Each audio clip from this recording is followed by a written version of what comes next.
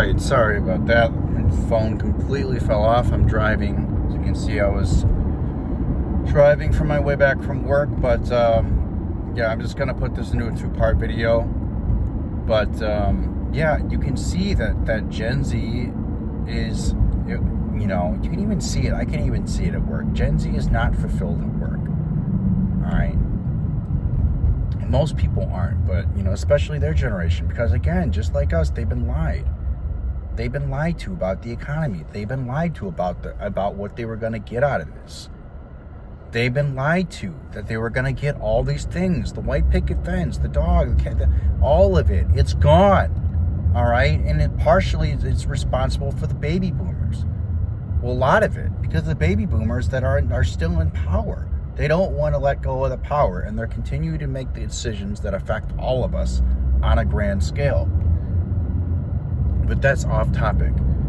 But they're not feeling a sense of accomplishment at work. All right? It was at least 50% of Gen Z I read somewhere is feeling unaccomplished at work. They're not getting paid. They're not getting hardly any benefits. Really not getting any vacation time. They busted their ass. They're one of the hardest working generations out of everyone. I mean, Gen Z is a hard-working generation. I mean, I'm going to give them props for that. They really are. But yet, they're constantly told, just like we were, just like millennials were in the media, that we're spoiled, that we're this, that we're that. And then you wonder why none of them have any motivation. And then you wonder why they're all disconnected from their work. Then you wonder why most of them are doing the lie down flat movement. You wonder where you wonder where the lie down flat movement came, right? Where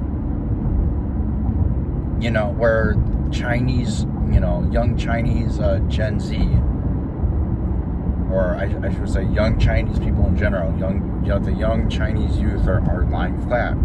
They're sitting in their rooms, they're playing video games, they're doing the whole hikikomori style thing. I mean, I know that's like Japan, but it's like you wonder why, you wonder where that came from. You wonder where all this came from. You wonder why Gen Z is not trying. You wonder why they're staying home. You wonder why they're trying to be influencers. Because they feel like it's the only thing they feel like they can do to get ahead is being an influencer. They see how many Gen Z people are influencers. They see that people make money from doing that. They see that people make money from streaming. They see that there are other avenues, there are other routes other than this traditional 9-to-5 bullshit. You work 50 plus years. You retire it. Now they want to raise the retirement age to 70. Now the U.S. wants to raise the retirement age to 70. I mean, it's just like, you're dead. You're practically dead at that point. What the fuck are you going to do at 70 years old besides scratch your balls in bed while laying down?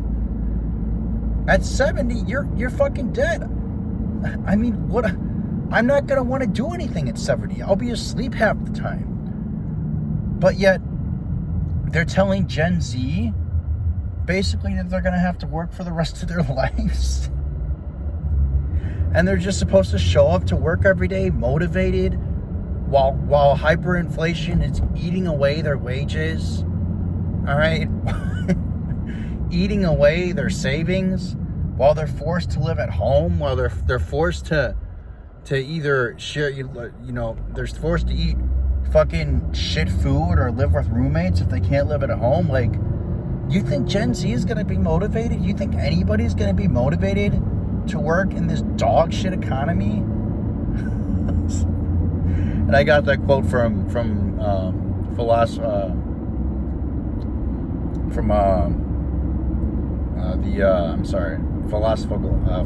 Gamer. So I don't know if you know that channel, but go check him out.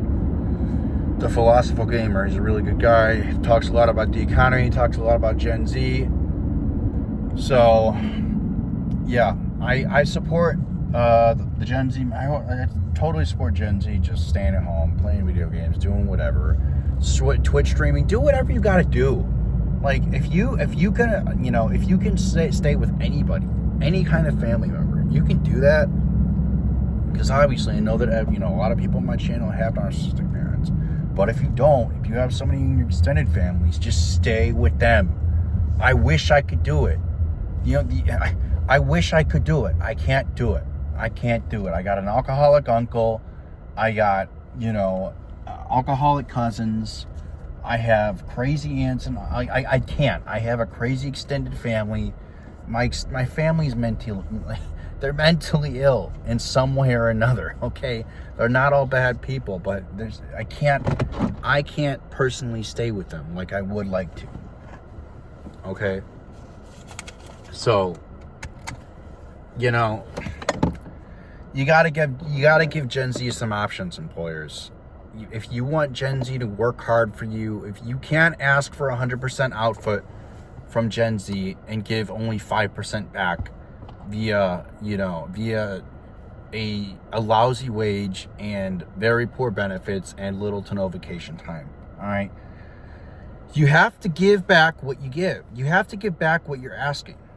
If you want Gen Z to put in 100% output, hell, if you want anybody to put in 100% output at work and be productive, you have to give them a reason to want to be there. You have to feel like they need a sense of accomplishment. People need to feel accomplished, like they're doing something at work, like they're not just working for a soul-sucking corporation, all right, that's just there to fucking extract as much fucking energy out of them as they possibly can at the end of the day, as much productivity out of them as they possibly can before they go back to their dead, to their dead lousy apartment, their dead shitty looking apartment, or their shitty looking house with 8 roommates, or in my case, 2 roommates. All right, they have to have something to work for. Gen Z looks around and they see, okay, I'm not getting anything out of work. The rent prices are $1,500 to $2,000+ for a 1-bedroom apartment. An apartment. Houses have been out of the question for years now. We're talking apartment.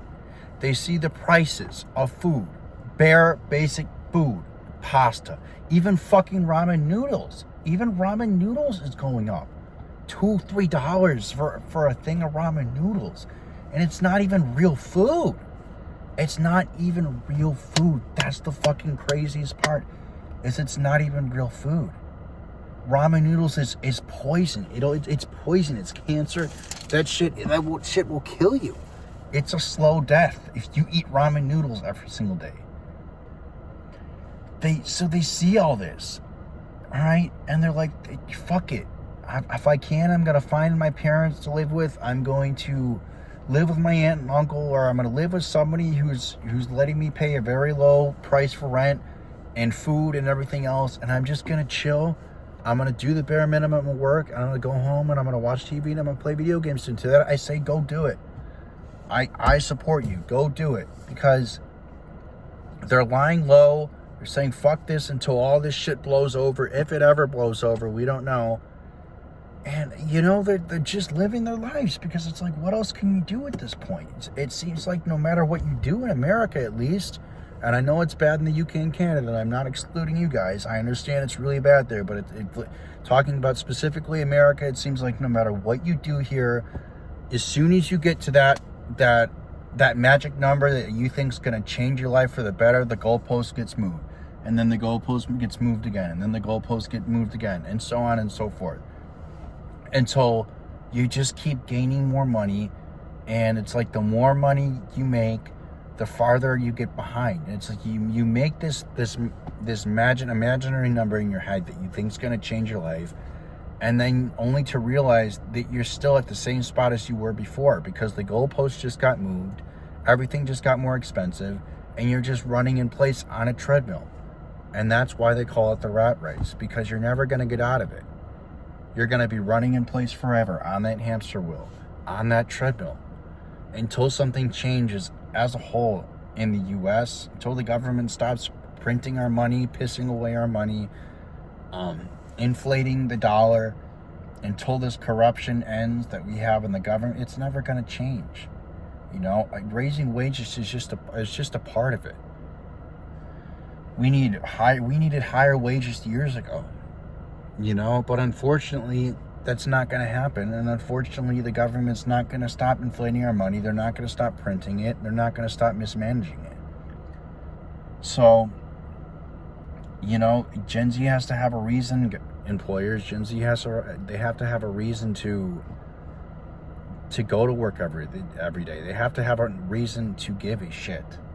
If they don't have a reason to give a shit, why would they give a shit? Why wouldn't they just stay home and play video games? Because at this point, there's no reason to go out and bust your ass and go to work every single day, when every single day you go into work and you clock in, you know you're making less money than the day before.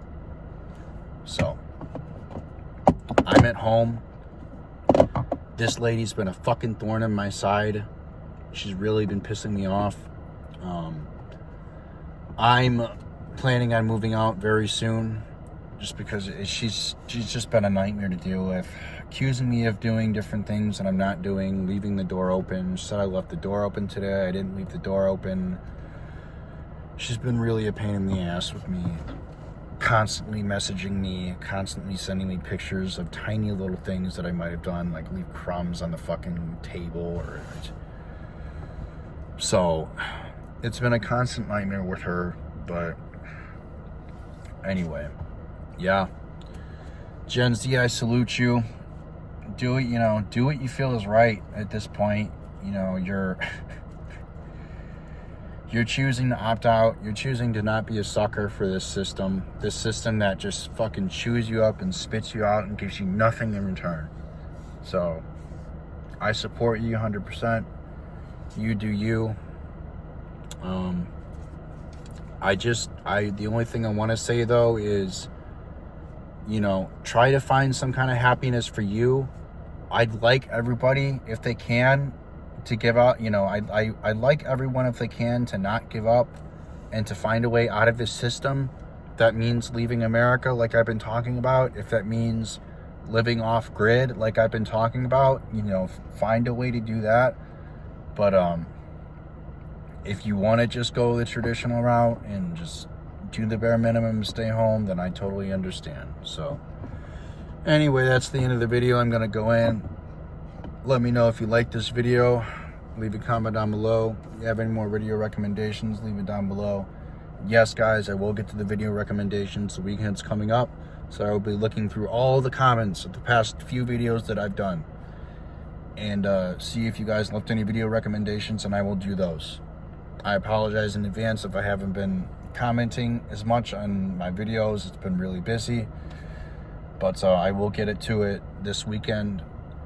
But with that being said, I'm gonna go inside, make some food, and I got work tomorrow, one more day. So talk to you guys in the next one. Take care.